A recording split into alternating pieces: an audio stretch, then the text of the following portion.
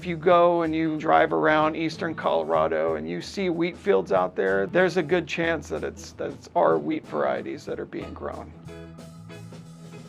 Plant breeding is important to feed the world in a broad sense. If there weren't plant breeding programs to adapt the varieties to pests and whatnot, then yes, diseases come and insects come.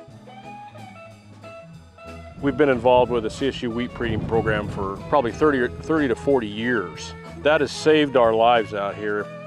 It's 60 years of cooperating with wheat growers in Colorado, responding to the needs of wheat growers, being ready for whatever was to come next.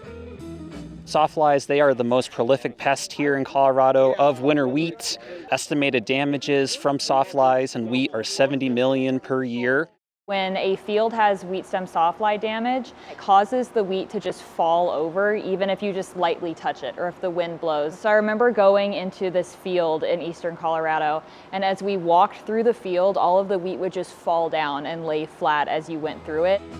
Wheat stem sawfly is a native grass-feeding insect, and the reason it's such a problem is that with climate change, the life cycle of this pest has really aligned with the time that we are growing our wheat. You can't control it with traditional measures like pesticides. Right now, the biggest ways to control it are through genetic resistance in the plant.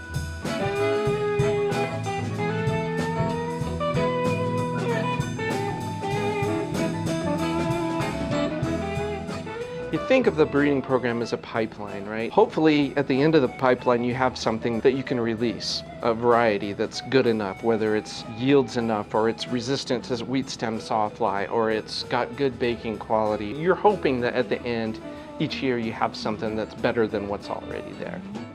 Plant breeding relates to food insecurity by allowing us to create new cultivars that are more resistant to things like diseases, pests, climate change, and that will allow us to continue growing crops in changing environments, which will allow us to keep feeding the population. It's a cycle, it's a season, and everybody kind of plays a role. They might go from working in the greenhouse to working in the field, or the quality lab to driving a combine.